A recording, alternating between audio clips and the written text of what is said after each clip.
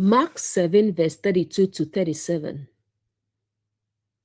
gives us a powerful picture of what happens when a person has difficulty receiving and expressing clearly.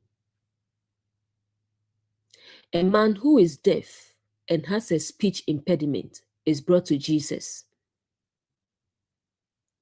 Jesus takes him away from the multitude, touches the very areas connected to his condition, looks toward heaven and says, "Ephphatha, be opened." Then something changes. His ears are opened, his tongue is loosed, and he begins to speak plainly. In this teaching, we are going to observe this passage as a pattern of awakening. How truth restores reception, discernment, expression, and agency. And why healthy restoration does not simply give someone a new voice. It restores their ability to hear clearly enough to know how to use it. Let's observe the passage together. Mark 7, verse 32. And they brought unto him one who was deaf and had an impediment in his speech. And they beseeched him to put his hand upon him. Now that we are reading these miracles as prophecies of the awakening journey, this verse becomes incredibly relatable. We are not looking at a man who cannot physically hear and has difficulty speaking. We are observing a condition of consciousness. And notice the order Mark gives us. First, deaf. Then, impediment in his speech. That sequence matters. Because what we are able to hear and receive eventually affects what we are able to express. If consciousness has been unable to hear truth clearly, expression will eventually reflect that distortion. And they brought unto him. Before we even reach the condition of the man, notice something beautiful. The man does not initially bring himself. They brought unto him. Someone else recognizes that he needs help. This is exactly what we were just discussing in the teaching on angels. Sometimes, when someone is deeply conditioned, they may not yet recognize their own condition clearly enough to seek help themselves. Others see what they cannot yet see. This happens every day. A woman may be living in an abusive relationship. Everyone around her can see the control, the intimidation, the isolation, the manipulation, and the fear. But because she has been conditioned to believe this is what love looks like, she may not interpret the behavior the same way. Someone says, "This is not healthy." But she hears, "You are trying to destroy my relationship." Someone says, "You deserve to be safe." She hears, "You don't understand him." Someone says, "You are being controlled." She responds, "He is only protective because he loves me." What are we seeing? Deafness. Not necessarily physical deafness. She can hear the sound of the words, but she cannot yet receive the meaning. Therefore, within the awakening journey, deafness can symbolize the inability or resistance to receive truth because another governing belief is already occupying the ear. Conditioning can close the ear. That conditioning may come from family, culture, religion, relationships, community, trauma, fear, tradition, authority, repeated experiences, and eventually, a person may become so accustomed to a particular interpretation of reality that anything contradicting it sounds threatening. This is why truth can initially feel like an enemy. Imagine someone who grew up being taught, good children never disagree with their parents. Now they are 40 years old. Their parent is controlling their marriage, finances, career, and decisions. A friend says, you are allowed to establish boundaries with your parent, but deep conditioning immediately translates that message into, you are telling me to dishonor my parents. The friend said, boundary. Conditioning heard dishonor. The ear is filtering the message through an inherited government. Or consider religion. Someone has been taught from childhood. Questioning what you are taught means questioning God.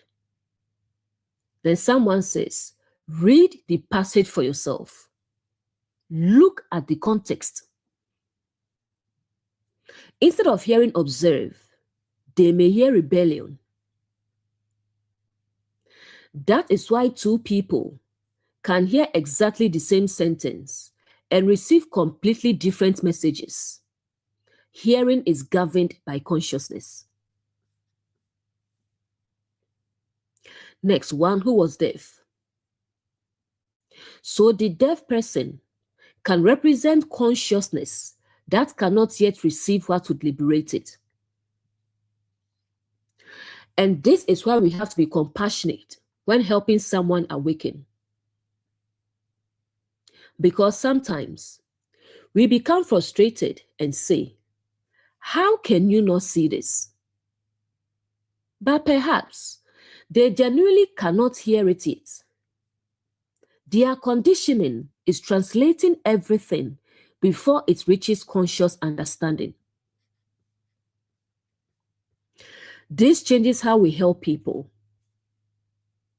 You cannot always scream truth louder into a conditioned ear. Sometimes, louder truth simply produces stronger resistance. The person may need safety, patience, questions, examples, time, experience, a different environment, a messenger they trust. Sometimes, the message must be delivered in another way before the ear can open. And this is exactly why the Jesus office matters. Within our framework, Jesus represents embodied truth. So they are bringing a consciousness and able to hear clearly into contact with truth, compassion, discernment, integrity, and restoration. The person is not being brought to condemnation.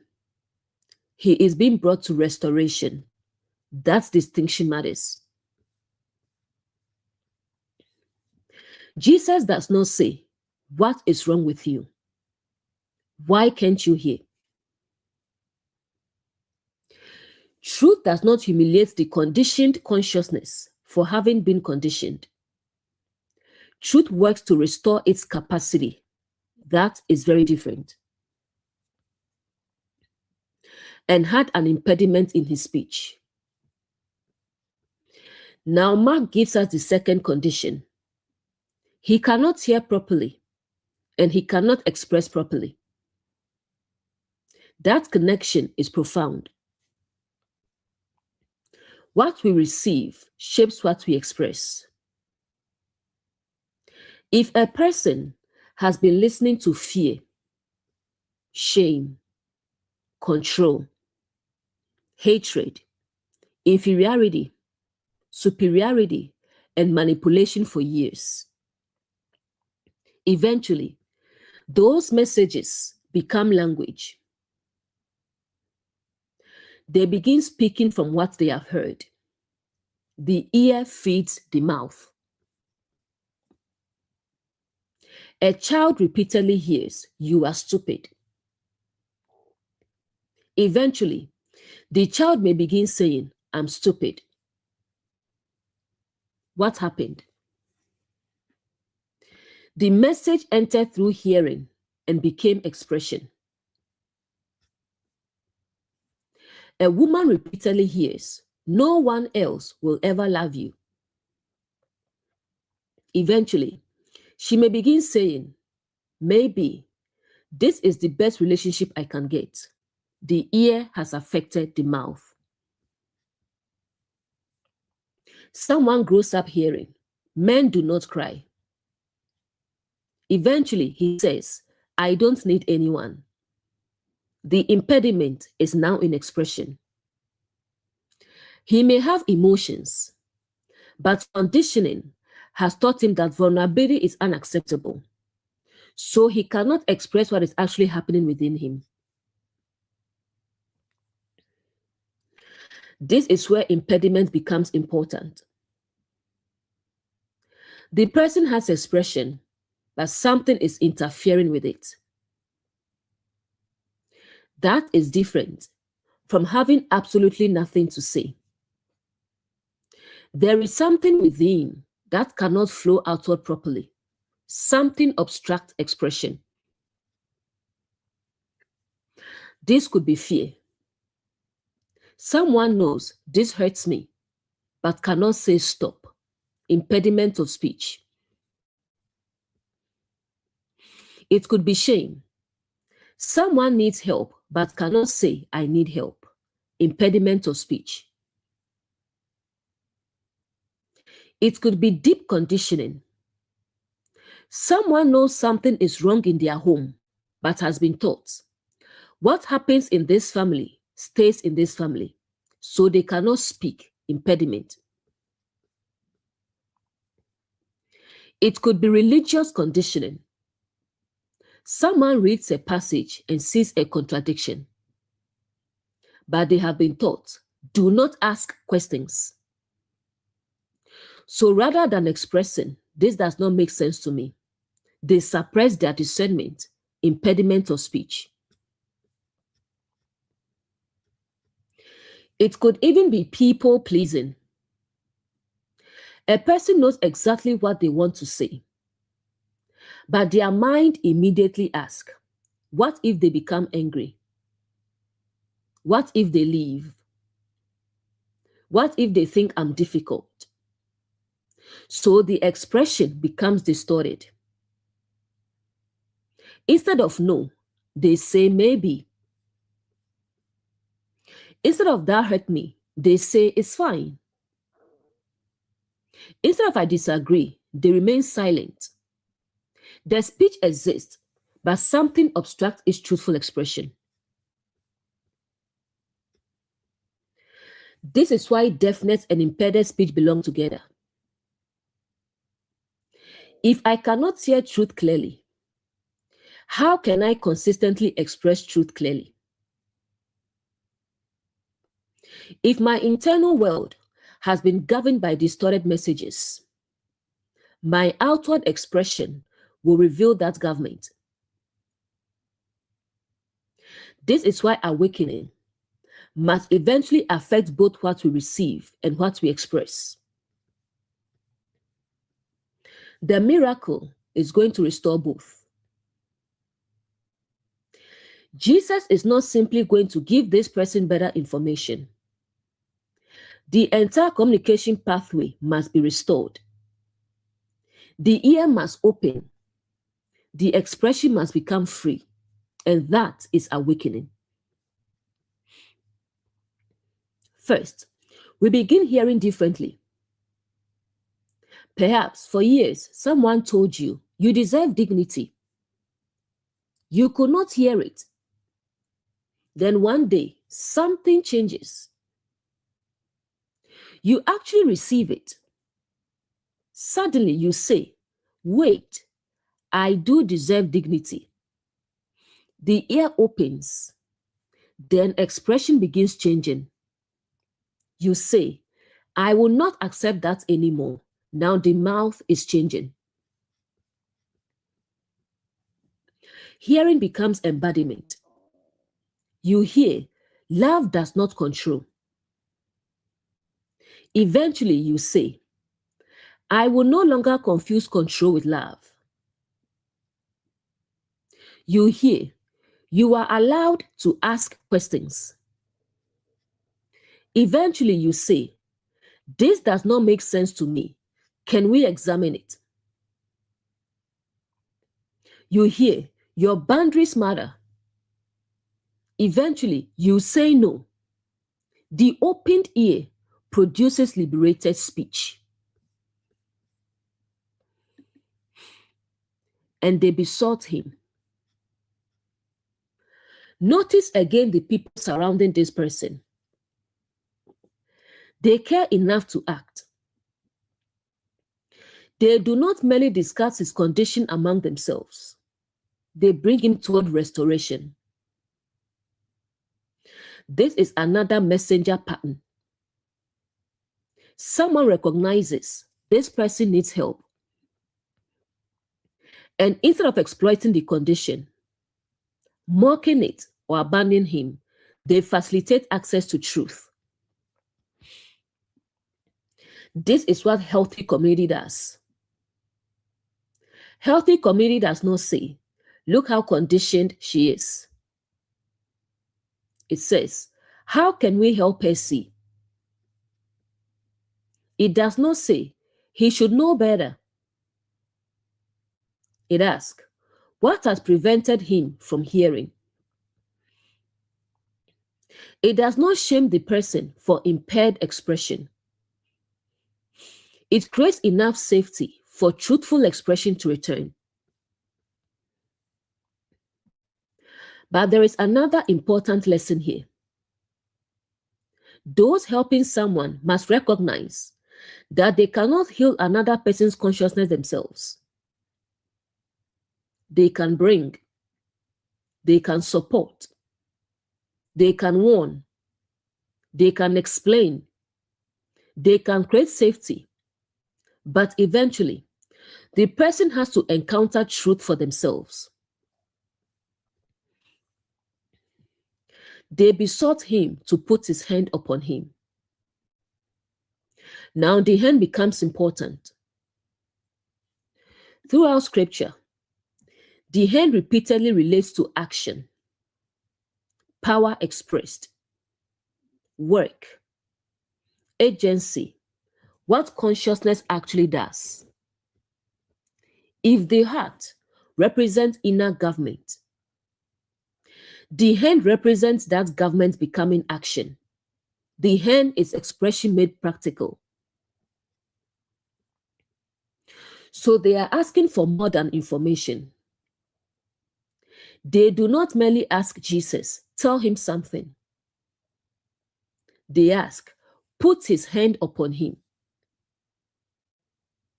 Symbolically, they are asking for truth to touch the person's agency and expression. That is profound. Because deep conditioning is not healed merely by hearing one new idea intellectually.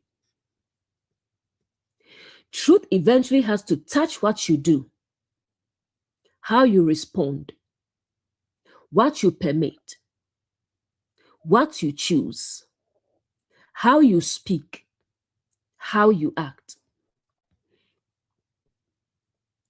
The hand represents embodied truth. This is exactly what the Jesus office represents. Not merely knowing truth, but truth taking form through action. So put his hand upon him can symbolize, let truth come into direct contact with the person's capacity to act and express. Consider the abusive relationship again. Someone may intellectually know abuse is wrong. That is information. But awakening becomes embodied when she says, I need help. Then, I am leaving. Then, you cannot contact me this way anymore. Then she follows through. The truth has reached the hand. Agency has awakened. Or consider the controlling parent. The adult child may understand, my parent is controlling. But for years, they still comply with everything.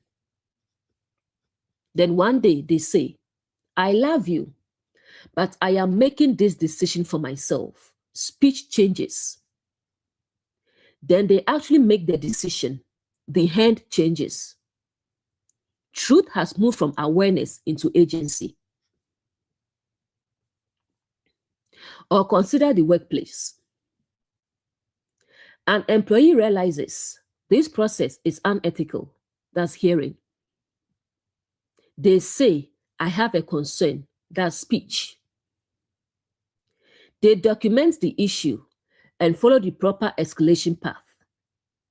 Hand to action to agency. The man is not his deafness. This is also important. Mark says he is one who was deaf. The condition describes what he's experiencing. But the condition does not need to become his permanent identity. Within the awakening journey, we need the same compassion. Someone may presently be unable to hear truth, unable to speak clearly, unable to establish boundaries, unable to recognize manipulation. But we should not turn the present condition into this is simply who you are. Because truth sits beyond the condition toward restored capacity. This changes how we look at deeply conditioned people. Instead of saying, she's foolish for staying, perhaps we ask, what has she been taught to call love? Instead of why doesn't he just stand up for himself? Perhaps, what happened to his ability to express disagreement? Instead of why can't they see the truth? Perhaps, what governing belief is filtering what they hear? Now we are not enabling dysfunction. We are understanding the condition deeply enough to help restore it. Mark 7:32 becomes a prophecy of awakening. At some point in our journey, many of us discovered there were truths we could not hear. Not because no one spoke them, but because our conditioning could not yet receive them. And because we could not hear them, we could not express ourselves freely. We repeated inherited language, protected destructive patterns, silenced ourselves, defended what was harming us, mistook control for love, mistook fear for respect, mistook silence for peace, mistook compliance for goodness, until something brought us into contact with embodied truth. Then the ear began opening. And eventually, The mouth followed. The hand followed, and life changed. Mark 7:33. And he took him aside from the multitude and put his fingers into his ears, and he spat and touched his tongue. This verse becomes incredibly practical once we continue reading the miracle as a prophecy of awakening. The man's problem involves reception and expression. He cannot hear properly. He cannot speak freely. And what is the first thing embodied truth does? He took him aside from the multitude. Before Jesus touches the ears, before he touches the tongue, before anything opens, there is separation. That matters. Sometimes you cannot restore a person while leaving them continually immersed in the environment, reinforcing the dysfunction. Sometimes separation is necessary. Sometimes safety must come before interpretation. Sometimes boundary must come before healing. Imagine a woman we're just discussing who is living in an abusive relationship. Her family may be telling her, you need to leave. Her friend may be saying, this is not love. A counselor may be telling her, this behavior is dangerous. But every evening, she returns to the same environment where another voice says, nobody understands us. Your family is trying to destroy our relationship. I only behave this way because I love you. You made me angry. If you leave, you are abandoning the family. The ear is constantly being reconditioned. Sometimes, the person needs to be taken aside from the multitude of voices, governing their perception long enough to hear differently. Separation can be protective. That might mean physically leaving an unsafe environment. It might mean staying temporarily with family. It might mean limiting contact. It might mean counseling away from the influence of the controlling person. It might mean stepping away from a religious environment that does not permit questions. It might mean leaving a workplace long enough to recognize what chronic mistreatment had normalized. It might even mean quiet time away from everyone's opinions, so you can finally hear your own discernment. The principle is, sometimes consciousness needs distance from the environment that trained its deafness. But separation is not always rejection. This connects directly with the guardian function, the cherubim office we recently observed. A boundary can serve restoration. Jesus does not take the man aside because he despises the multitude. He takes him aside in connection with healing. So symbolically, separation is not necessarily these people are evil and you must hate them. It may simply mean their influence cannot govern this healing process right now. That is an important distinction. You can love people and still need distance from their influence. You can forgive someone and still recognize, I cannot heal while remaining inside this pattern. The multitude can represent collective conditioning. A multitude is many voices, family expectations, cultural assumptions, religious doctrines, community pressure, friends, social expectations, and inherited ideas. Sometimes you do not even know what you think because the multitude has been speaking inside you for years. You say, a good wife stays no matter what. Who taught you that? Men must never show weakness. Who taught you that? Children should never question adults. Who taught you that? If I set a boundary, I am selfish. Who taught you that? Sometimes, awakening requires stepping away from the multitude long enough to examine the voices. Jesus creates a different environment. This is beautiful. The person who could not hear is brought into a quieter space with embodied truth. That itself becomes part of the restoration. Because sometimes, before truth changes what you believe, truth changes what has access to you, and that is boundary.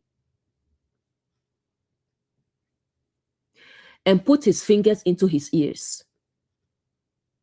Now notice the precision. Earlier, the people asked Jesus to put his hand upon the man. The hand broadly represents action, agency, and expression. But now, Mark becomes more specific. Jesus uses his fingers. We touch with our fingers. We grasp with our fingers. We handle things with precision through our fingers. So if the hand represents action and agency, the fingers can show direct, precise engagement with a particular area. Jesus goes directly to the place where reception is impaired, the ears. Ears represent perception and reception. The man does not merely need someone to shout louder. His capacity to receive needs restoration. This is exactly what happens in awakening. Sometimes the problem is not lack of information. You already heard the information, but you could not receive it. Someone told you this relationship is unhealthy. You heard the sentence, but conditioning translated it. Someone said you are allowed to say no. You heard it, but guilt rejected it. Someone said you are not responsible for managing everybody's emotions. You heard it, but people pleasing could not yet receive it. So truth must reach deeper than sound. It must touch perception. Symbolically, embodied truth is coming directly into contact with the way consciousness receives reality. Not simply giving the person more words, but challenging the filter through which words are interpreted. This is the moment when someone begins asking, why do I call this love? Why do I feel guilty every time I protect myself? Why does disagreement feel like disrespect? Why do I automatically assume authority is always right? Why am I afraid to question something that does not make sense? Now truth is touching the ear. Truth has to reach the filter. Because two people can hear the same sentence and perceive completely different things. One hears set a boundary and perceives freedom. Another hears set a boundary and perceives abandonment. One hears ask questions and perceives curiosity.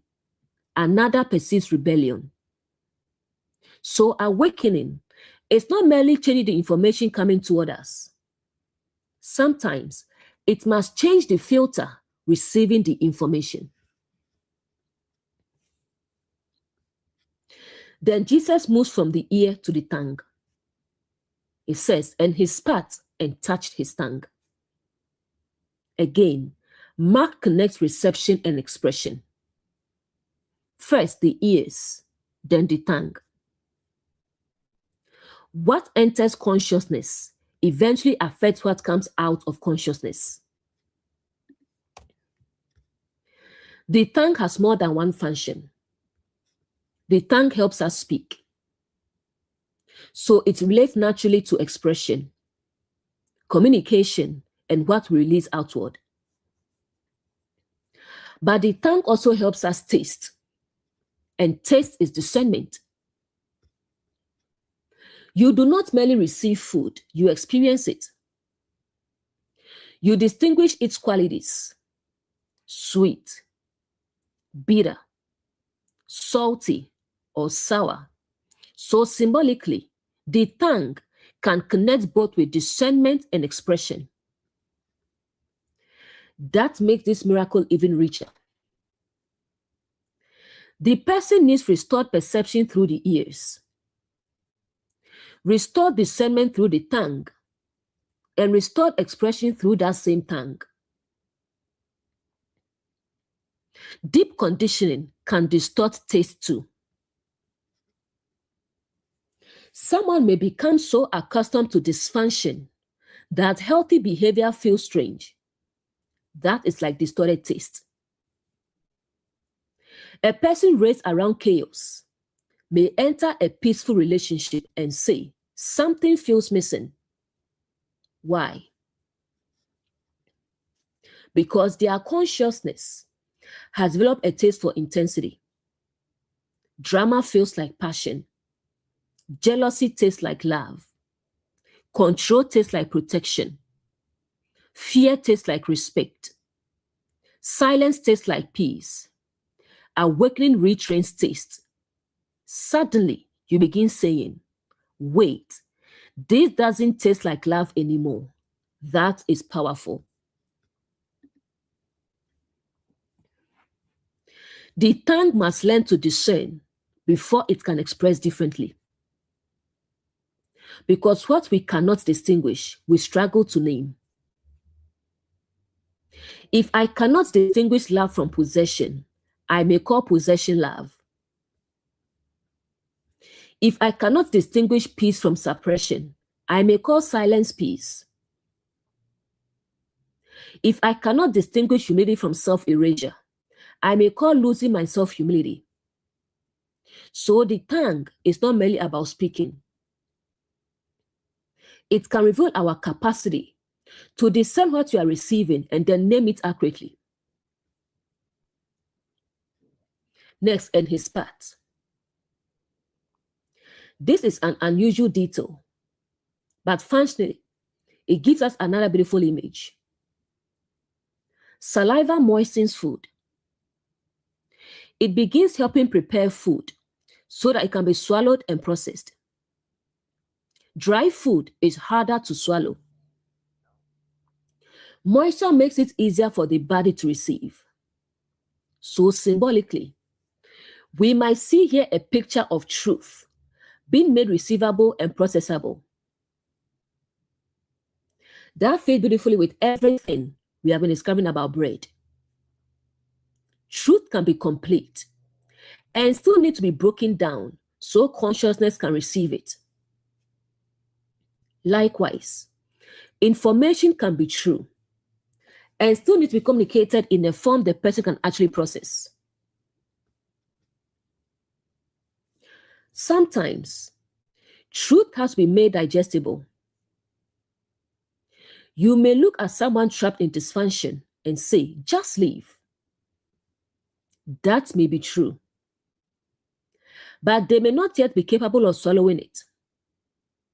They may need someone to help them understand what abuse is, what coercive control looks like, why they keep going back, why they feel guilty, what resources exist, how to live safely, how conditioning has affected their perception. Now the truth is being moistened, not diluted, made digestible. There is a difference. Truth should not be diluted. We do not change this is destructive into maybe everything is perfectly fine. That would compromise truth. But we can take you need to get out and carefully help the person understand why, how, and what supports they need. That is compassionate interpretation. The truth remains truth, but it becomes something the person can begin swallowing.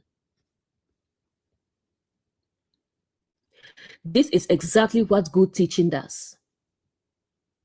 You could hand someone a complicated passage and say, understand it. Or you can break it down. Context, pattern, symbols, connections, examples. Then eventually they say, oh, I see it. The teacher did not invent the truth. They helped make it digestible. So look at the sequence in the verse. Mark is giving us an extraordinary awakening pattern. The person is first taken aside from the multitude. The harmful or overwhelming influence is interrupted. Then the fingers touch the ears. Perception and reception are directly addressed. Then the tongue is touched. Discernment and expression are restored. And saliva appears in the process. What must be received becomes something consciousness can process. Separation to perception, to discernment, to expression. That is a very natural restoration sequence. Sometimes we want people to speak differently before they have learned to perceive differently. We say, why doesn't she stand up for herself? But perhaps she has not yet been able to perceive that she deserves a boundary. We say, why doesn't he tell his father no? But perhaps his entire childhood taught him that saying no to a parent is dishonor. We say, why won't they question that doctrine? Perhaps questioning has been associated with punishment their entire life. First the ear, then the tongue. You cannot consistently speak freedom from a consciousness that still hears through captivity. That is why restoration is deeper than teaching someone new vocabulary. You can teach a person to say, I deserve better. But if internally they still believe, I am difficult to love, the old government remains. Truth must touch the perception. Then eventually, the expression becomes authentic. Jesus does not force the man to perform. This is also beautiful. He takes him aside. There is privacy, no spectacle, no public humiliation. No, everybody, watch how broken this man is. Truth creates an environment where restoration can happen without turning the wounded person into entertainment. That is a lesson for anyone helping people. Sometimes healing needs privacy. A child may need to talk without the whole family present. An employee may need a confidential conversation away from the manager harming them. A person in an abusive relationship may need to speak without their partner sitting beside them. Someone questioning inherited beliefs may need space away from people who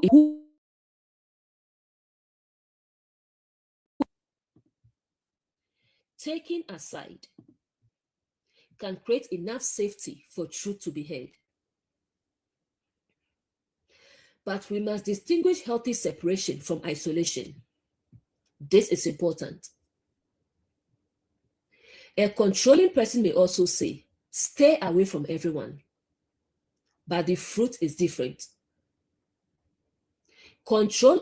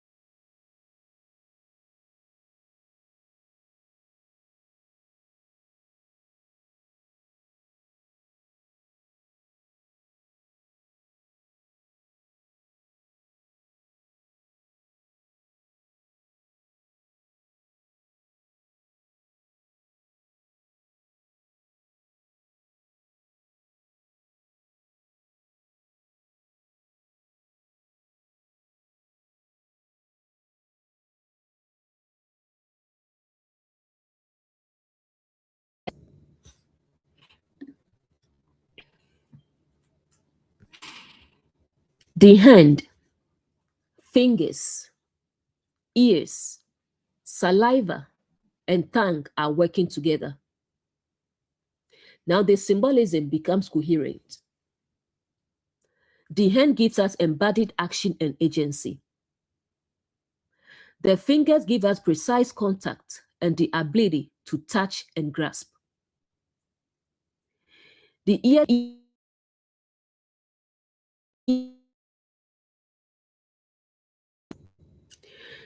ears give us perception and reception. The tongue gives us discernment through taste and expression through speech. The saliva gives us preparation for swallowing, something being made capable of being received and processed. And Jesus embodied truth, touches the very faculties conditioning has impaired. This is restoration of the whole communication system. The man does not simply need better speech, he needs a new environment, restored perception, restored discernment, restored expression, and eventually, as we will see, restored freedom. Mark 7:34. And looking up to heaven, he sighed and said unto him, Ephphatha, that is, be opened. The man has been taken away from the multitude. The ears have been touched. The tongue has been touched. The environment reinforcing the old condition has been interrupted. And now, before the opening occurs, Mark tells us something very specific about Jesus. Looking up to heaven. That detail matters because within our symbolic framework, ears represent perception and heaven represents higher understanding, higher awareness, consciousness aligned with the source. So what are we seeing? Perception turning toward higher understanding. Before the impaired perception is opened, embodied truth first orients itself toward the higher governing consciousness. To look is to perceive. The eyes engage with what consciousness is directing its attention toward. So when Jesus looks upward, symbolically we can see perception is no longer taking its instruction from the multitude below. It is turning toward a higher understanding. That is powerful after verse 33. Remember what happened first. He took him aside from the multitude. The multitude can represent all those competing voices, family conditioning, cultural expectations, religious assumptions, fear, social pressure, inherited beliefs, and other people's opinions. The man has been separated from all of that. And now, Jesus looks toward heaven. It is almost as though the narrative is giving us a contrast. Multitude, collective conditioning. Heaven, higher understanding. Where is your perception looking? That becomes the awakening question. Because our eyes may be open physically, while perception is still governed by the multitude. We may constantly ask, what will everybody think? What does my family expect? What have I always been taught? What will my community say? What if people reject me? Then perception is still looking horizontally for its government. But awakening begins turning perception upward. What aligns with truth? What aligns with love? What aligns with compassion? What aligns with integrity? What actually produces life? That is heaven. Looking up does not have to mean looking at a physical location. Within this symbolic reading, it is an orientation of consciousness. It is perception engaging with the higher principle. Imagine someone trying to decide whether to remain in a harmful relationship. If they look only at the multitude, they may hear, marriage means staying no matter what. What will people say? Think about how embarrassing divorce would be. Maybe you just need to try harder. But when perception turns toward higher understanding, different questions emerge. Is this love? Is this safe? Is dignity being preserved? Is there accountability? What fruit is this relationship producing? Now the eyes are looking toward heaven. Or think about parenting. The inherited multitude may say, children should be afraid of their parents. That is how they learn respect. But higher understanding asks, does fear actually produce healthy maturity? Can I take responsibility without destroying trust? Can correction and compassion coexist? Perception has shifted. The person is no longer simply repeating what was handed down. They are engaging with a higher governing principle. This is awakening. Awakening is not merely getting new information. It is changing where perception receives its authority.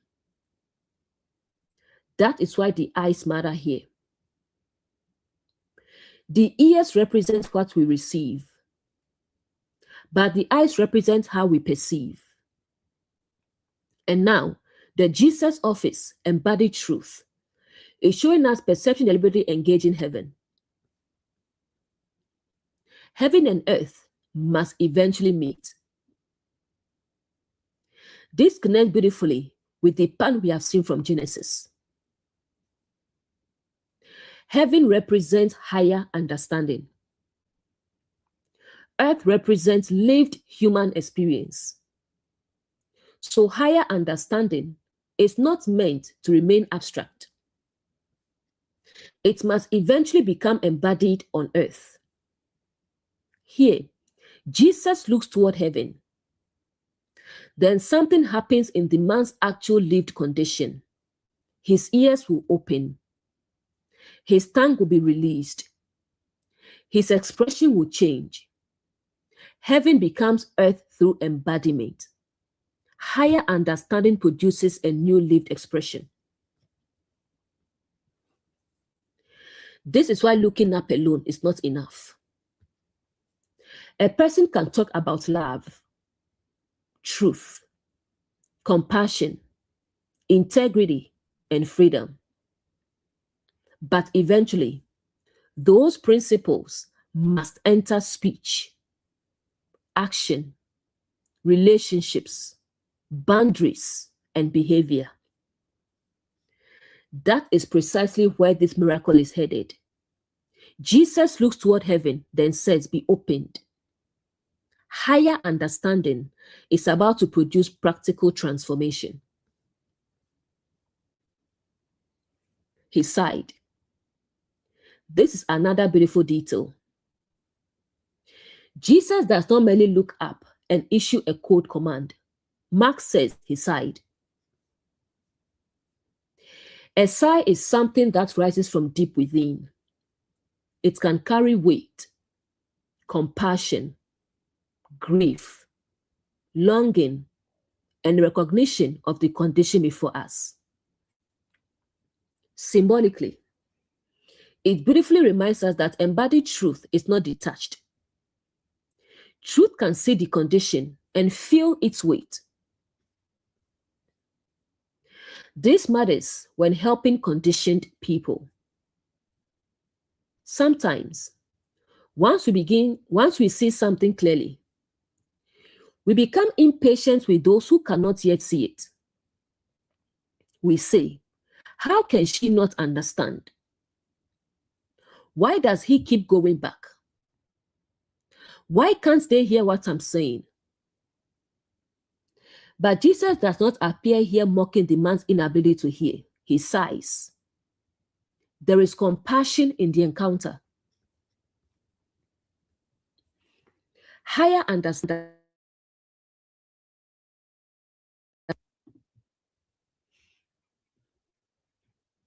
Higher understanding does not produce arrogance. It should produce greater compassion. Because when you understand conditioning, you begin realizing this person is not actually resisting because they enjoy suffering. They may genuinely have difficulty perceiving another possibility. That should not cause us to enable harm. But it should affect how we approach the person.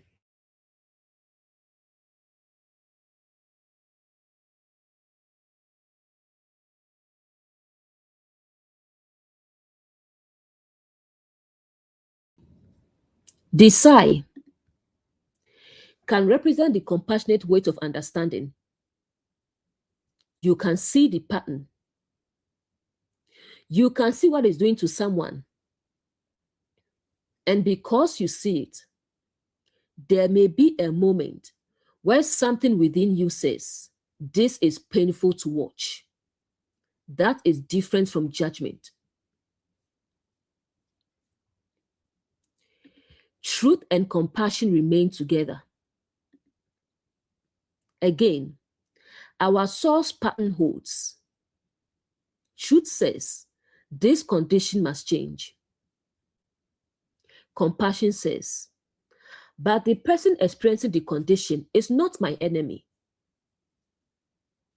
That is exactly the distinction we keep seeing. Then comes the word, Ephphatha. And Mark interprets it for us, be opened. Notice what Jesus does not say. He does not say, become someone else. He says, be opened. That means capacity is already there. Something is closed. Something is obstructed. Something needs release. This is restoration, not replacement. The man already has ears. He already has a tongue. The faculties exist. They are impaired. So the miracle does not create an entirely different person. It restores what was prevented from functioning properly. That becomes profoundly relevant symbolically. Deep conditioning does not mean you lack discernment forever. It may mean your discernment has been obstructed. Fear may have closed it.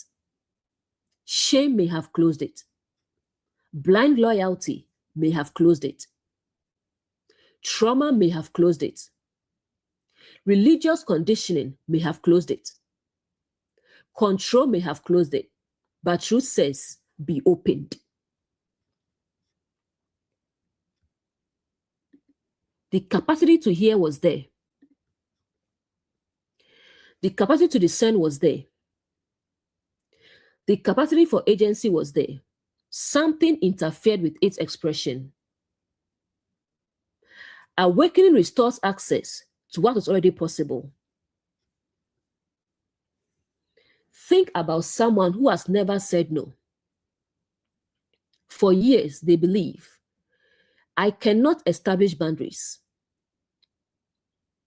But perhaps the deeper truth is, your capacity for boundaries has been suppressed by fear.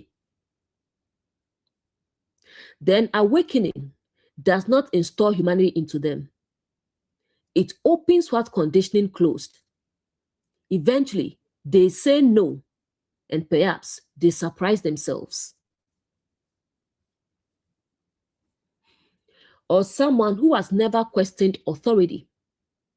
They were taught, you are incapable of understanding for yourself.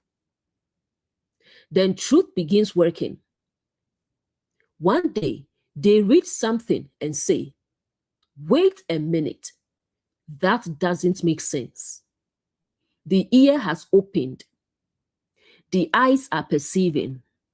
The tongue is beginning to move. Be opened is larger than the ear. This is important. Jesus could have said, ears, hear. But Mark gives us the broader command, be opened. Within our symbolic reading, that can reach the entire consciousness. Be opened to hearing. Be opened to perception. Be opened to discernment. Be opened to truthful expression. Be opened to another possibility. Be opened beyond conditioning. Be opened beyond fear. Be opened beyond the multitude. Sometimes, the greatest obstacle to awakening is closure, not lack of truth.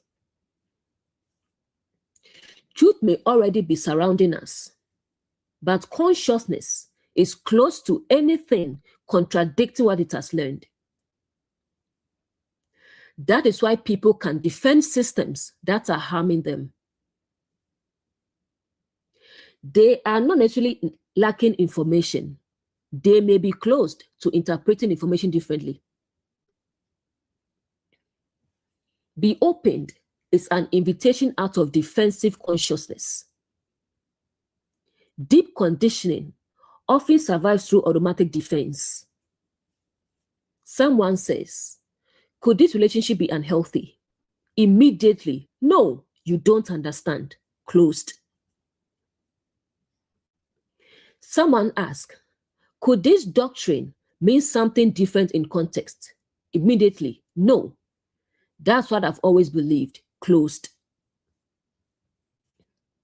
Someone says, your child seems afraid of you. Immediately, children are supposed to respect their parents. Closed.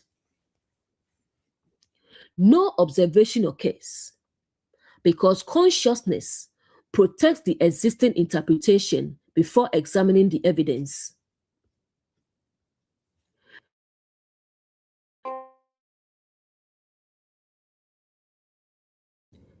Awakening says, be opened. Not believe everything anyone tells you. That would be another form of blindness. It means become capable of examining what is before you without automatically defending the old government. That is openness with discernment. Open does not mean gullible. This distinction is essential. A truly opened ear can hear something and still say, that does not align. An opened consciousness is not a consciousness without boundaries. It is consciousness capable of receiving, examining, discerning, and responding. That is mature openness. Look at the entire sequence now. Mark's symbolic pattern is becoming extraordinarily coherent. The man begins deaf, unable to receive clearly.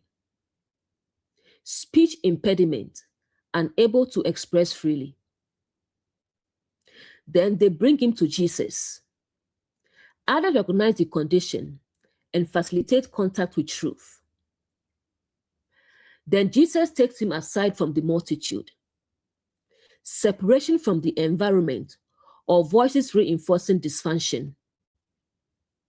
Then fingers enter the ears.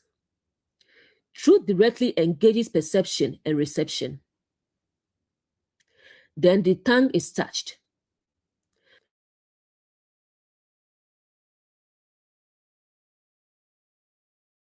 Discernment and experience are addressed. Then Jesus looks toward heaven. Perception aligns with higher understanding. Then he sighs.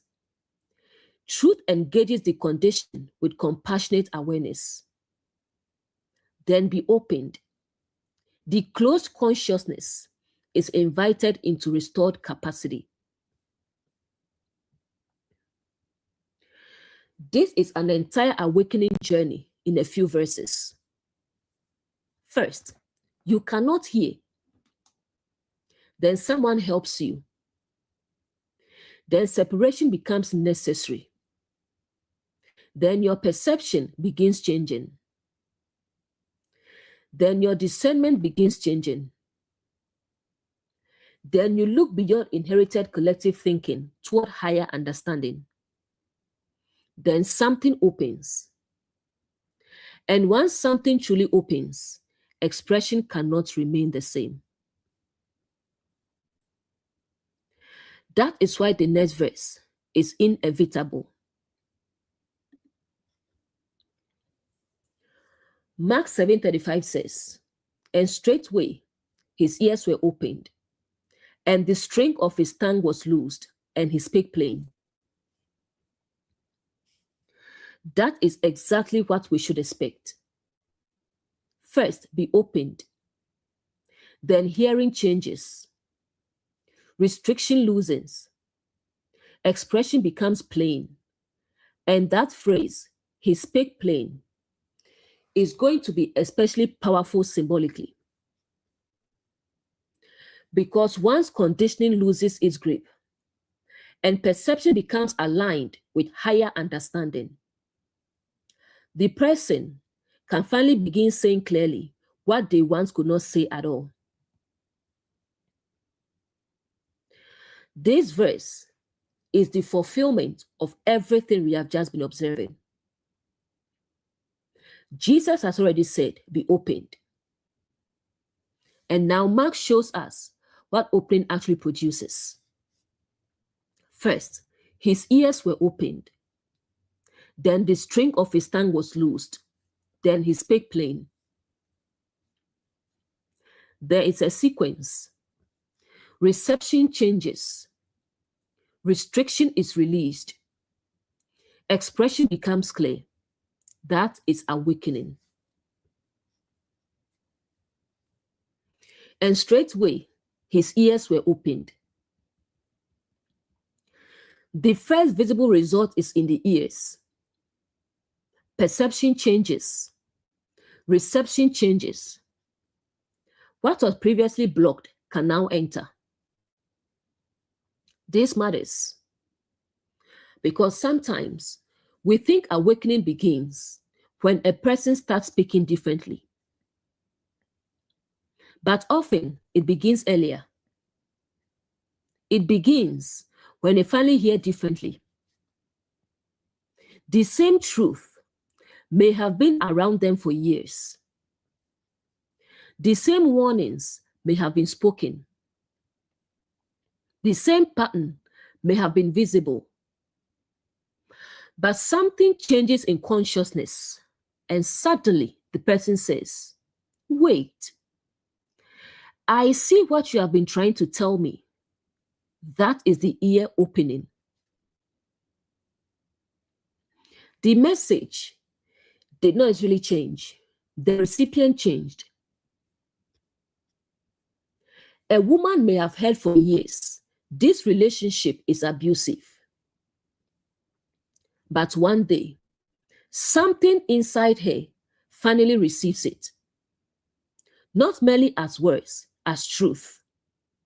Then she says, this is abuse. The ear has opened. Or someone raised in deep religious conditioning. They may have heard, read the passage in context for years. But perhaps they were afraid to look. Then one day, they read it without defending the inherited conclusion. And suddenly, oh my goodness, that is not what I thought it said. Opened ear. Opening does not mean someone put a new brain inside you. It means what was blocked is no longer controlling reception in the same way. Fear no longer filters every sentence. Shame no longer translates every correction into condemnation. Tradition no longer automatically rejects every unfamiliar observation. Blind loyalty no longer decides what can be heard. The ear is becoming free. Next, the string of his tongue was loosed. This phrase is especially important. Something had been restricting expression. Mark describes it almost like a binding, a restraint, something tied, something preventing the tongue from functioning freely. Symbolically, that is incredibly relatable because many people know the truth before they are able to say it. They feel it, they perceive it, but the tongue is still bound. What can bind the tongue? Fear, shame, people pleasing, threats, conditioning, dependence, fear of rejection, fear of losing family, fear of losing community, fear of being misunderstood, fear of punishment. Sometimes a person knows exactly what needs to be said, but they cannot yet say it. That is a bound tongue. A woman may know, I am not safe. But for months, she cannot say, I need to leave. The perception may be awakening before the expression is free. Then eventually, the string loosens and she says it. An adult child may know, my parent is controlling my life. But because they have been conditioned to associate boundaries with dishonor, the tongue remains tied. Eventually, I love you, but I am making this decision myself. Loosed tongue. Someone in a religious environment may know, this teaching does not make sense to me, but fear keeps them silent. Then one day, can you show me where the text actually says that? The tongue has begun to loosen. Someone in a workplace may know, this process is unethical, but fear of retaliation keeps them quiet. Then enough clarity and support develops for them to say, I need to raise a concern. Loose tongue. This is why the ear opens before the tongue loosens. First, you must become able to receive what is true. Then you become able to express what you have received. The order makes sense. If you still believe this is normal, you cannot clearly say this must stop. If you still believe my boundaries are selfish, you will struggle to say no. If you still believe question means rebellion, you will struggle to say, I disagree. The ear feeds the tongue. Next, and he spake plain. This may be the most beautiful phrase in the verse. He did not merely speak, he spoke plain, clearly, directly, understandably, without the former obstruction. That is what restored expression looks like. Awakening makes language clearer.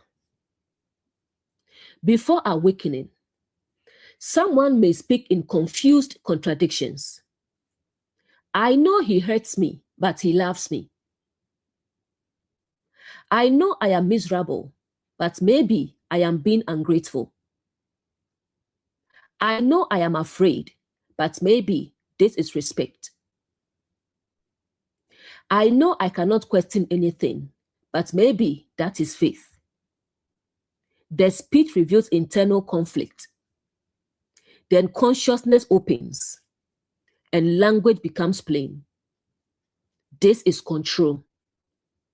This is fear. This is not healthy. I need help. I was wrong.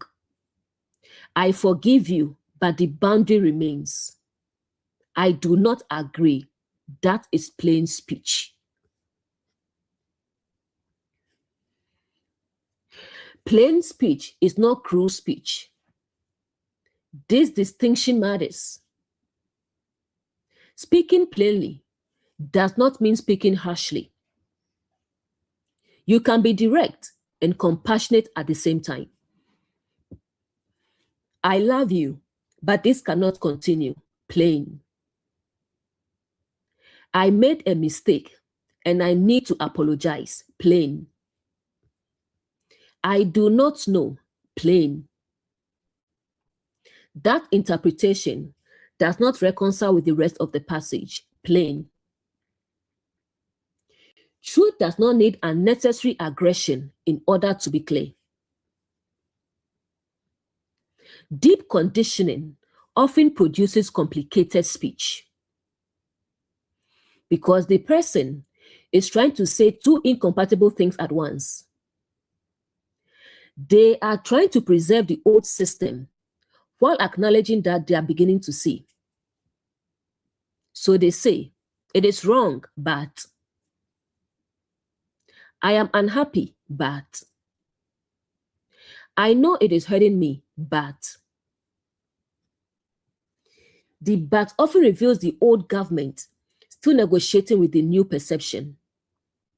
Eventually, as consciousness becomes clearer, expression simplifies. He spake plain. The tongue is no longer negotiating with the old bondage. That is liberation. This also connects with integrity. Plain speech means inner perception and outer expression are beginning to agree. What I see, what I say, what I do, they begin aligning. That is integrity. Before awakening, someone may perceive one thing, express another. They feel hurt but say, I'm fine. They disagree but say, whatever you want.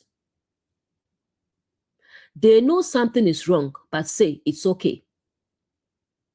The tongue is still bound by fear. When it loosens, that hurts me. I disagree. I am not comfortable with this. I need time to think. Plain speech. This is agency returning. Remember the hen from verse 32. They asked Jesus to put his hand upon him. Hand represents action and agency. Now we see the fruit of that restoration. The man can receive, he can express, and clear expression is part of agency. Because agency requires the ability to communicate yes, no, stop, help, I agree, I disagree, I need, I choose. A person without a voice is easier to control. That is why destructive systems often attack speech. They may teach, do not question, do not tell anyone, do not embarrass the family, do not challenge authority, do not talk about what happens here. Why? Because if the tongue stays bound, the system can continue unchallenged.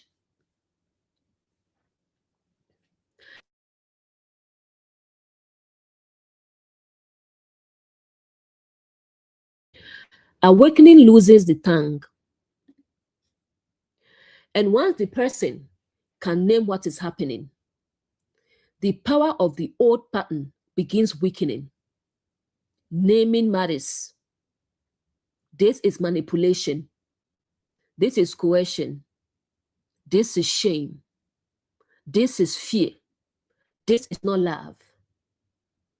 Once consciousness can name the pattern plainly, it becomes harder for the pattern to hide behind a false label.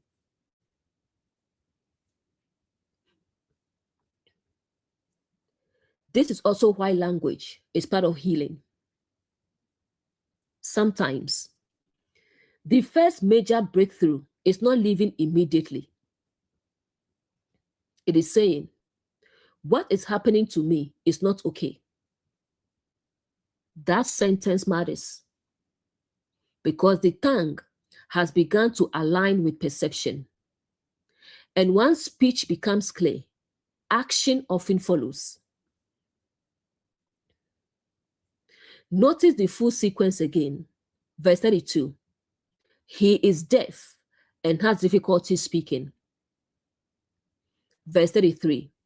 He is taken away from the multitude. The ears are touched. The tongue is touched. Verse 34. Perception turns toward higher understanding. Jesus says, be opened. Verse 35. The ears open. The restriction loosens. He speaks plainly. This is such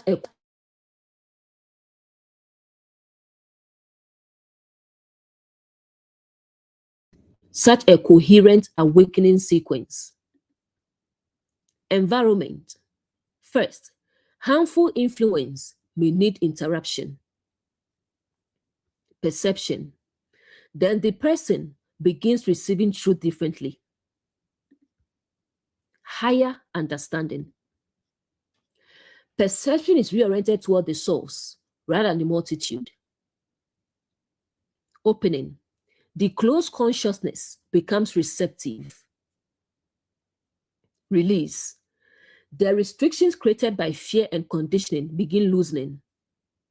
Expression. Truth can finally be spoken clearly.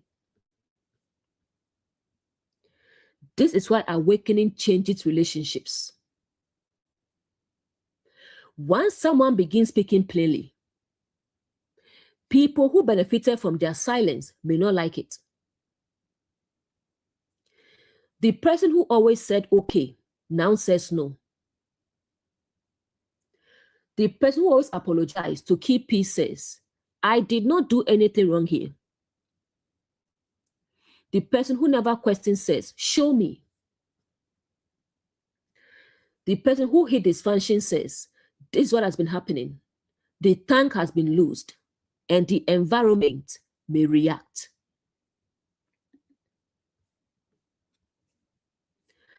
But that does not mean the healing is wrong. Sometimes the strongest evidence that a system benefited from your impairment is how strongly it reacts when your voice returns. A controlling person may say, you have changed. Yes, the ear opened, the tongue loosened. This is another prophetic pattern of awakening.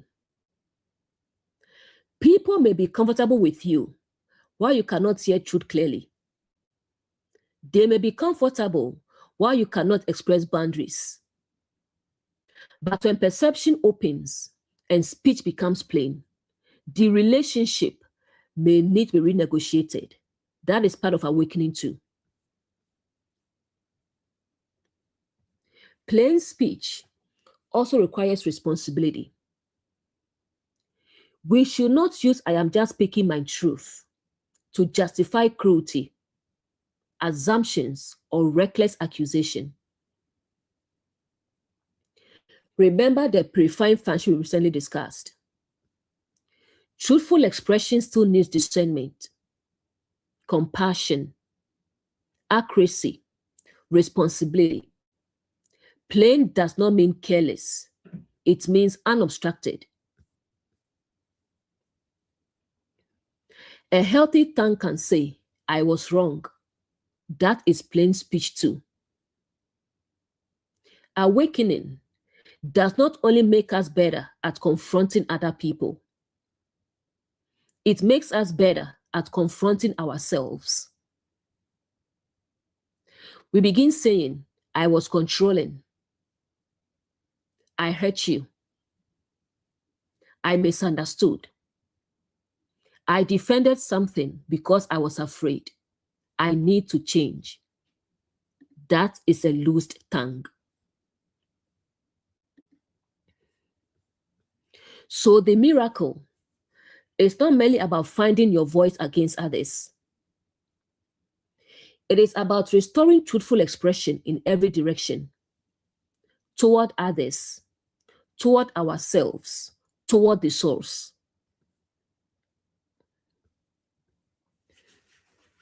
Straightway. Mark says the opening occurred immediately in the narrative. Symbolically, that can also remind us that once something is truly seen, the internal shift can sometimes happen very quickly. A person may struggle for years. Then one insight rearranges everything. They say, I cannot unsee this now. That is how awakening sometimes feels. The external consequences may take time. Behavior may take practice. Healing may continue, but the perception has shifted. The ear is open. Once you hear it, you cannot fully return to not hearing. You may resist it, ignore it, delay action, but something has entered awareness. And that is why truth can feel disruptive. It changes what you can comfortably pretend not to see. Verse 36. This verse becomes very interesting. We remember what the entire miracle has been about. Hearing. A man who could not hear has just been restored. His ears are opened. His tongue is released. He speaks plainly. And immediately afterward, Jesus gives an instruction to the people around him. But what do? They do the opposite. That creates an almost ironic pattern. The deaf man can now hear, but the people surrounding him are still struggling to hear instruction. That is worth observing. And he charged them. Jesus gives them a clear instruction. So now the question becomes, can they receive what embodied truth is saying? Because hearing is not merely having working ears. We have already established that. Hearing means receiving, understanding, allowing instruction to govern our response. So this verse shows us something important. Witnessing truth is not the same as obeying truth. You can witness transformation and still operate from your own impulse. You can be excited about what truth has done and still fail to listen to what truth is saying next. That they should tell no man. Jesus repeatedly resists turning restoration to spectacle. The healed person does not need to become a marketing campaign, a curiosity, a religious trophy, proof of someone else's spiritual greatness. Sometimes, the restored life itself is enough evidence. Truth does not need constant performance. This has been apparent repeatedly in Jesus' ministry. People want signs, spectacle, proof, public demonstrations. But Jesus often seems uninterested in building his authority through performance. That is consistent with the Jesus office we have been observing. Embodied truth does not need to advertise itself constantly. Fruit reveals it. Think about someone who has truly changed. Suppose someone once lived under fear, people-pleasing, control, self-neglect. Then awakening begins. They establish boundaries. They become calmer. They stop participating in destructive patterns. They speak more clearly. They treat people differently. Do they need to explain their transformation to every person who asks? No. Eventually, the life itself begins speaking. Why don't you do that anymore? Sometimes you can simply say, it no longer aligns with how I choose to live. You do not owe everyone your entire healing history, your therapy sessions, every painful detail, every family conflict, every spiritual insight, every reason behind the boundary. Restoration does not create an obligation to expose your whole life. There is also protection in silence. Remember verse 33. He took him aside from the multitude. Jesus protected the restoration process from the crowd. Now, even after healing, he still does not immediately turn the man into public spectacle. That is coherent. Sometimes, what has just been restored needs space to become established. Not everything needs immediate public exposure. A new boundary may need time. Someone has just left an abusive environment. They don't really need to go online immediately and tell thousands of people every detail. First, safety, stability, support, clarity, and healing. The restored voice does not mean, now tell everybody everything. Being able to speak plainly also includes knowing when not to speak. That is mature expression. A loose tongue still needs discernment. This is important. We just celebrated he spoke plain. But freedom of expression does not mean uncontrolled expression. A healthy tongue knows when to speak, what to say, how much to say, to whom, and when silence serves wisdom. That is discernment. So Jesus' instruction is part of the restoration pattern too. The miracle does not end with, now that you have a voice, use it without restraint. No. Truth also teaches how the restored voice should be governed. That is maturity. But the more he charged them. Here is where the verse becomes fascinating. Jesus repeats the instruction. Apparently, it is clear. Yet, the more he charged them, they continue doing the opposite. This tells us something about human consciousness. Excitement can override discernment. People can become so excited by an experience that they stop listening. We see this everywhere. Someone has a powerful spiritual experience. Immediately, they want to tell everyone, build a doctrine around it, declare themselves an authority, interpret everybody else's life through it. But perhaps the experience was meant first to transform them. Excitement outran maturity. Someone learns about boundaries. Suddenly, every relationship becomes toxic. Every disagreement becomes narcissism. Every difficult person must be cut off. They receive something valuable, but expression outran discernment.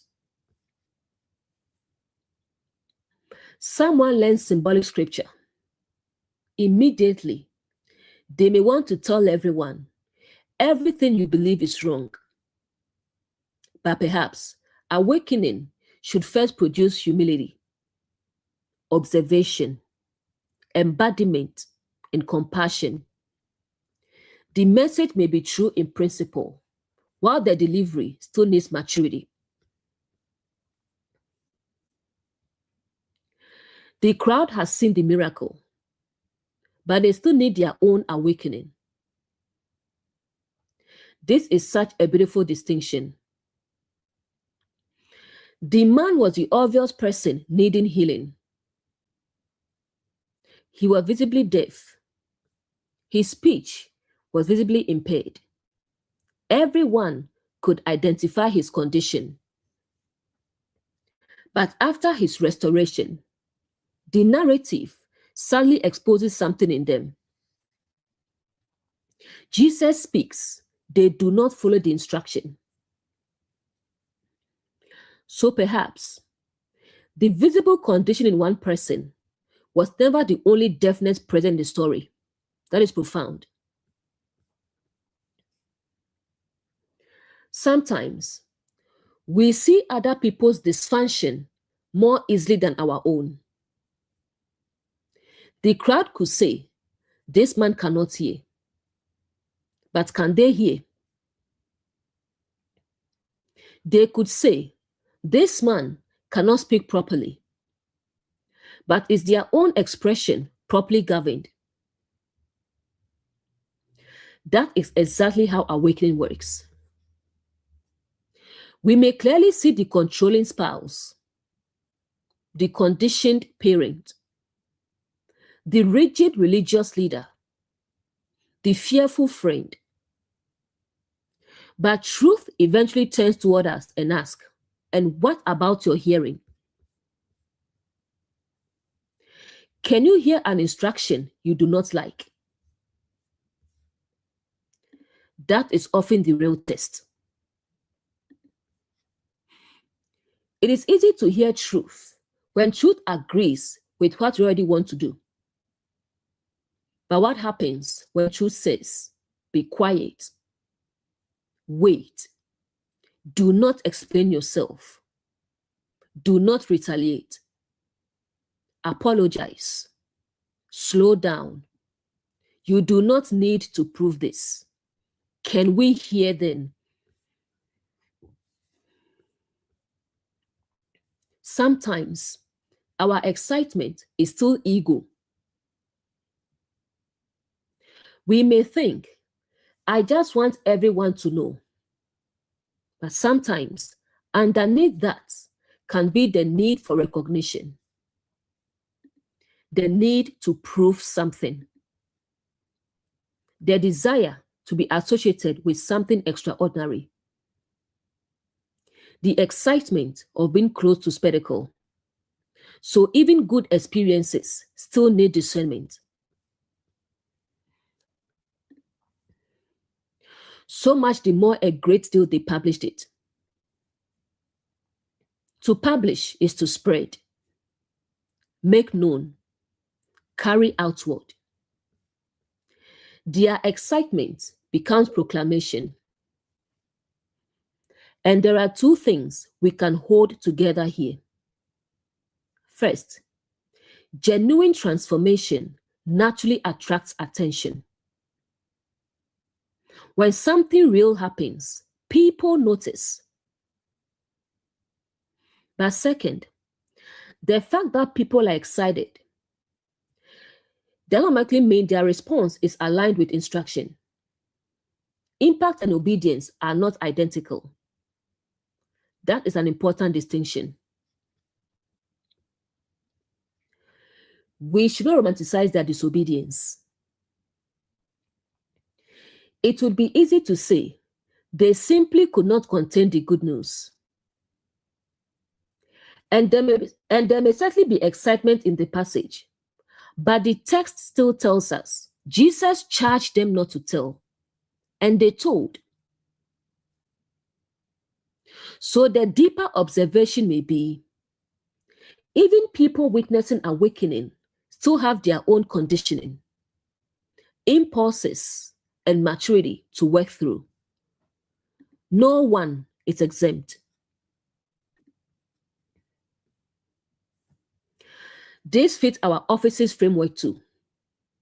Someone can function as a messenger and still need purification. The people are publishing a message, messenger function. But is the messenger obeying the governing principle behind the message? That is another question. Remember, the messenger remains under the source. Carrying something true does not make everything we do with it automatically wise. This is extremely important for teachers. A person can discover something genuinely valuable in scripture, but then ego can enter how they carry it. They may become combative, superior, obsessed with proving everyone else wrong, dependent on attention. Now, the message may contain truth, while the messenger still needs refinement. That is why the source remains the throne. The restored tongue must remain under higher understanding. Remember the previous verse. Jesus looking up to heaven. Perception engages higher understanding. That means expression should continue being governed by that higher understanding too. We should not simply say, my tongue is free, therefore, whatever comes out is sacred. No. Freedom requires government. A free voice is not an ungoverned voice. A free voice can say no, but it can also choose not now. A free voice can testify, but it can also protect privacy. A free voice can confront, but it can also refuse unnecessary argument. A free voice can explain, but it does not owe everyone an explanation. That is mature speech. This brings us back to the multitude. Jesus had already taken the man away from the multitude. Now the multitude is publishing the event. Again, we see why the person needed separation. Crowds can turn a personal restoration into a story, a spectacle, a conversation, an identity. But the person who has been restored still has to leave. Imagine someone has just come through something difficult. Everyone begins asking, what happened? Tell us everything. What did they do? Why did you stay? Why did you leave? The crowd wants information. But restoration may say, you do not owe the multitude access to everything that happened in the private place of healing. That is powerful. Your healing is not public property. Your restored voice belongs to you. You decide when and how to use it responsibly. Truth may have taken you aside for a reason. And not everyone needs access to what happened there. Mark 7:36 therefore adds another layer to hearing. The miracle started with physical imagery of deafness. But now, Mark makes us ask, who really hears? The man whose ears were opened. The crowd received Jesus' instruction. The person who listens to truth when it is exciting. Or the person who can listen, even when truth tells them to restrain themselves. Hearing is obedience to understanding, not merely exposure to sound.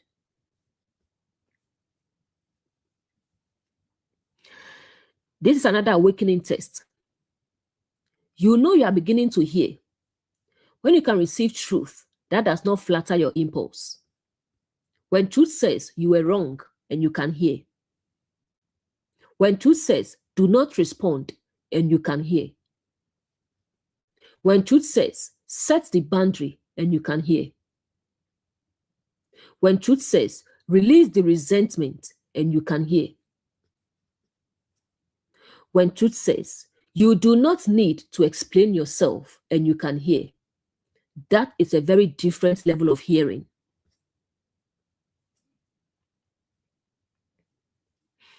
Verse 37. And were beyond measure astonished, saying, he had done all things well. He maketh both the deaf to hear and the dumb to speak. This closing verse gathers the entire miracle into one sentence. And notice what the people emphasize. They do not say, look how impressive this miracle was. They identify the fruit. He maketh both the deaf to hear and the dumb to speak. Reception has been restored. Expression has been restored. That is what embodied truth produced. And within the awakening journey, that is exactly what you have been observing from the beginning of this story. And were beyond measure astonished. Something has happened that exceeds what the people expected. The person they knew in one condition is now functioning differently. He hears. He speaks. The old limitation is no longer governing him in the same way. And this becomes deeply relatable. Because genuine transformation can surprise the people who only knew you through your former condition. They knew the silent version of you, the fearful version, the compliant version, the conditioned version, the version who could not say no, the version who could not question, the version who defended what was harming them. Then something opens. And suddenly, you hear differently. You speak differently. You choose differently. You respond differently, and people notice. Sometimes, people are astonished because they had made your condition your identity. They thought, she will always tolerate that. He will never speak up. She will always do what the family says. He will never question that system. She is just quiet. But perhaps what they called personality was partly conditioning. Perhaps what they called she is just easygoing was fear of conflict. Perhaps what they called he is very obedient was inability to express disagreement. Perhaps what they called she is so loyal was difficult recognizing mistreatment. Then awakening reveals that the condition was never the whole person.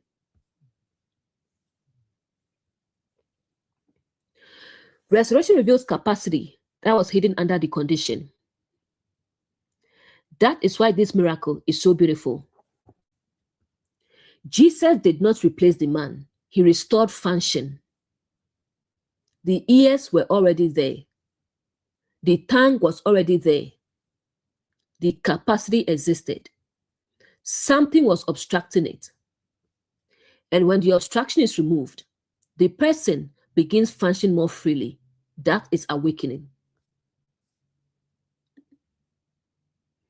He had done all things well. This phrase is powerful because it points us back to the fruit of the Jesus office.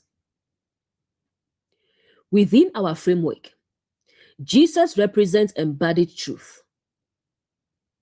So what happens when truth is truly embodied? Look at the outcome.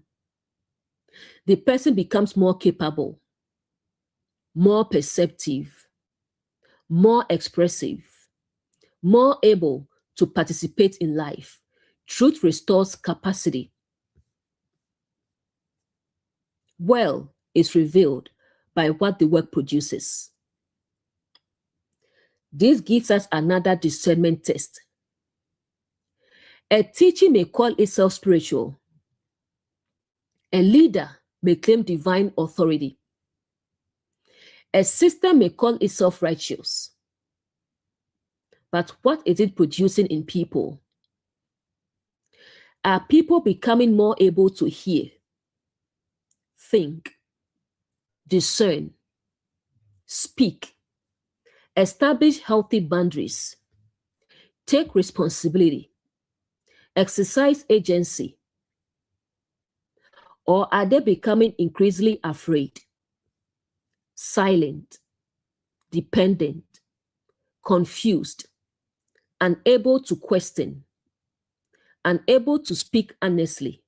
The fruit matters. If the source is life, its work should restore life. This does not mean transformation is always comfortable. Opening the ear may be uncomfortable. Having conditioning challenged may hurt. Speaking plainly may change relationships. Boundaries may create tension. But their direction is toward restored capacity. That is the difference. Healthy truth does not need people to remain deaf. Think about that. A controlling system benefits when people cannot hear anything outside the system. It may say, do not listen to anyone else. Everyone outside is dangerous. Only we have truth.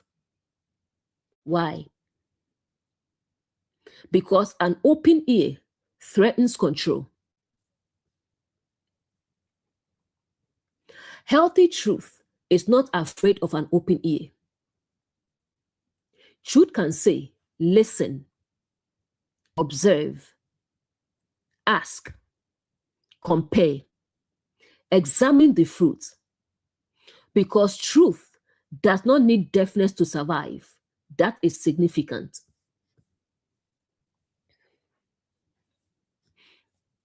Healthy truth also does not need a bound tongue.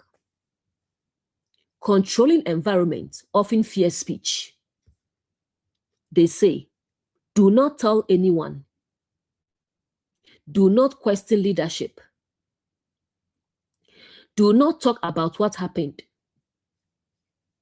Do not embarrass the family. Do not challenge the tradition. But Jesus' fruit here is the opposite. The tongue becomes free. That tells us something about the government of embodied truth. Truth restores voice.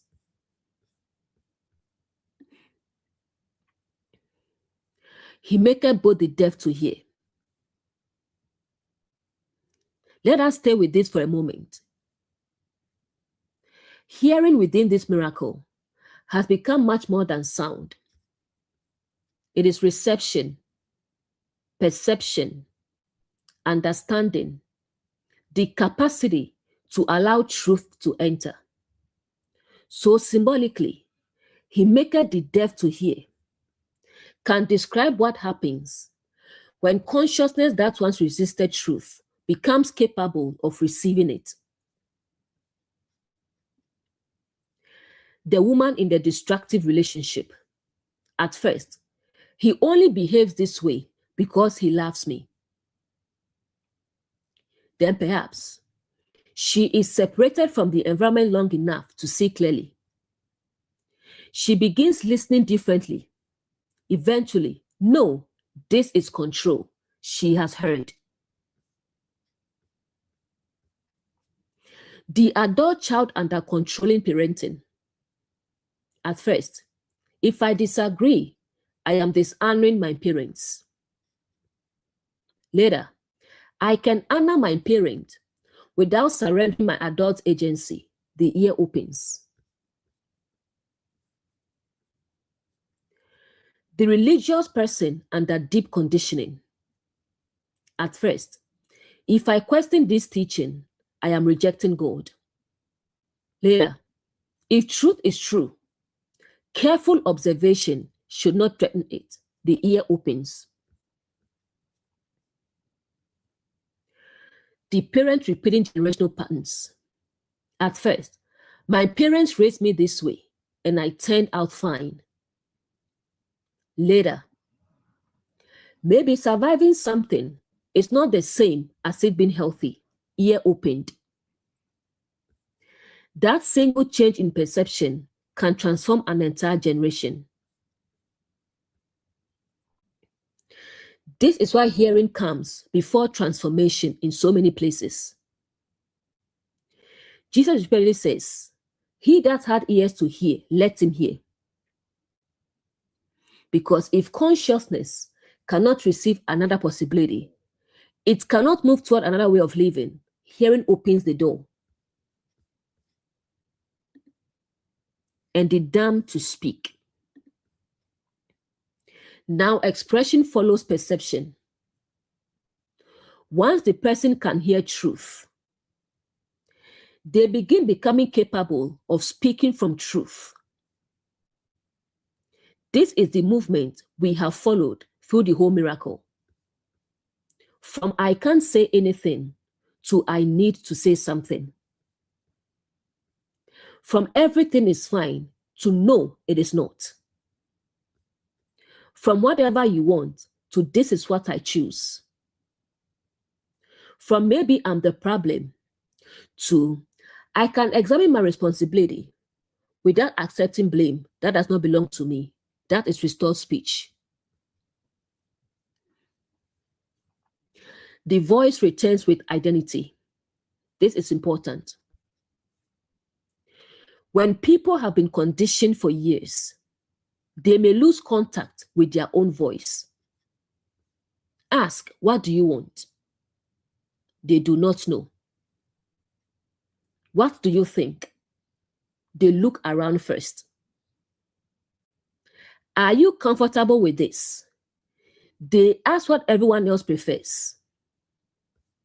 The tongue has been trained to serve everyone else's government. Awakening restores the ability to say, this is what I see. This is what I feel. This is what I need. This is where my boundary is. This is what I believe after observing for myself. That is not selfishness. That is restored agency.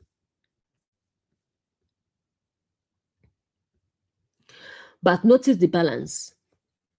A restored voice is not, now I say whatever I want and nobody can correct me. We already saw in verse 36 that speech must remain under higher understanding. So the goal is not merely free speech. It is truthful, discerning, responsible expression. Hearing and speaking must remain connected. This is beautiful. A person who only speaks but never hears becomes another kind of dysfunction.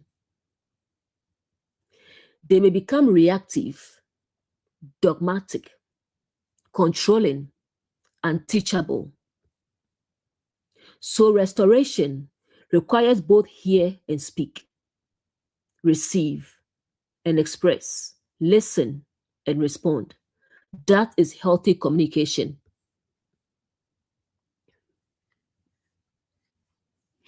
This is true in relationships. A healthy marriage cannot survive if one person only speaks and never listens. A healthy parent cannot only command and never hear the child. A healthy teacher cannot only teach and never learn. A healthy leader cannot only instruct and never receive feedback. A miracle restores both sides of communication. Could this be why Mark pairs them? The deafness affects reception. The speech impediment affects expression. Together, they reveal broken communication. And Jesus restores the whole circuit. Receive clearly, express clearly. That is wholeness. This is also what healthy community should produce. Imagine a community aligned with truth. People should become increasingly capable of saying, I don't understand. Can you explain? I disagree.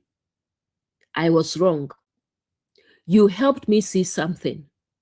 I need support. This boundary matters. I need to reconsider. That is a healthy community. Everyone has ears. Everyone has a voice. A destructive community often reverses this. Only one person gets to speak. Everyone else is expected to hear without discernment. That is not the miracle. That is hierarchy without mutual humanity. The restoration we see here produces a person who can both hear and speak. He had done all things well. Now the statement becomes even deeper. What has Jesus done well? He did not merely make noise enter an ear. He restored relationship between perception, discernment, expression, agency, environment, and higher understanding. The whole process was coherent. Look back at the journey. The man begins inside a condition. Others bring him toward embodied truth. Jesus removes him from the multitude, boundary. He touches the ears, perception. He touches the tongue, discernment and expression.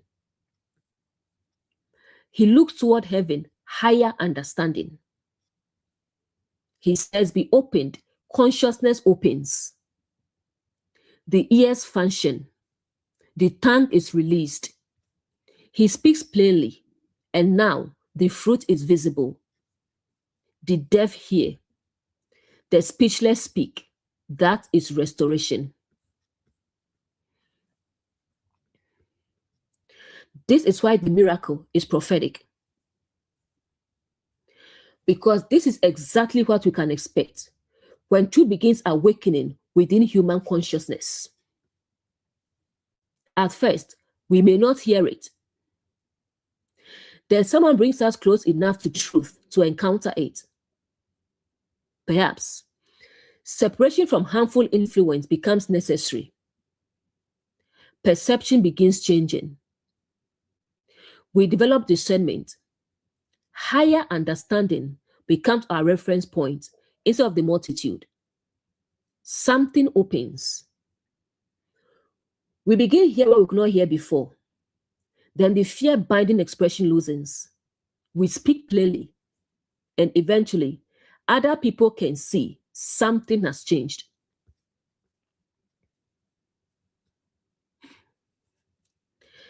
This is not just a personal miracle. It can become generational. Think about the parent who finally hears. Fear is not the same as respect. Then changes how they raise their children. The ear opening in one generation change the environment of the next. The tongue loosening in one generation teaches the next generation they are allowed to speak. That is how awakening moves through families. It can change a workplace.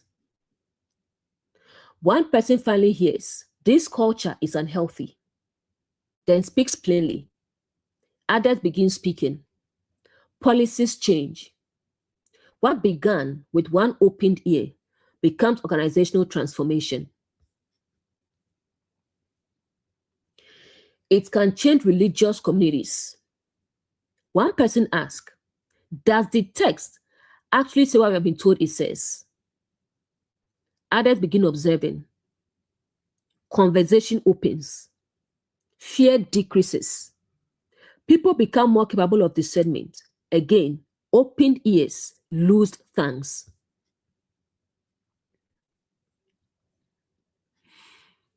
And this is why the fruit may astonish people. Because once a person begins functioning from restored perception, the change becomes difficult to ignore. They may say, you are different, yes. Not necessarily because the person's essence changed, but because what was obstructing their expression has loosened. Sometimes awakening looks like becoming more yourself. That may be one of the deepest things in this miracle. The man does not become Jesus. He becomes more capable of functioning as himself. Jesus does not create a copy of himself. He restores another person's capacity. That is source-aligned leadership. A healthy teacher does not create clones. They help people hear for themselves. A healthy parent does not create a child who can only repeat the parent's opinions. They raise someone capable of discernment. A healthy therapist does not produce permanent dependence. They help restore capacity. A healthy spiritual community does not say, become us. It helps people become more capable of embodying truth themselves. That is why he had done all things well. Is such a powerful fruit statement. The outcome is not more dependence upon Jesus' physical presence. The outcome is a restored human being. The person can now do something they could not previously do. That is empowerment. The Jesus office restores agency. And this becomes one of our strongest tests for embodied truth. That's what we are calling truth. Leave people more capable, more discerning, more responsible, more able to hear, more able to speak, more able to act from integrity? Or does he leave them smaller, frightened, dependent, silent, unable to trust their own capacity to observe? The fruit tells us something about the government. The message of Mark 7, verse 37. The crowd looks at the result and says, he had done all things well. Why? Because the fruit is restoration. The one who could not hear can hear.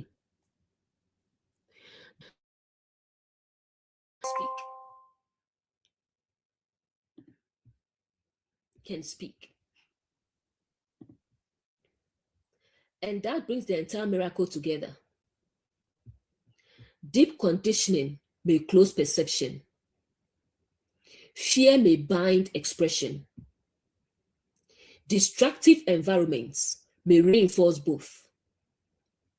Sometimes, separation becomes necessary. Truth touches perception. Discernment develops. Perception turns toward higher understanding. Consciousness becomes open. The restriction loosens. The person begins speaking plainly. And eventually, the fruit becomes visible. Restored perception, restored expression, restored agency. That is the prophecy of Mark 7, verse 32 to 37. The miracle is not merely saying Jesus can make a deaf man hear. Within the awakening journey, it is also showing us truth can restore a consciousness that has been conditioned not to hear.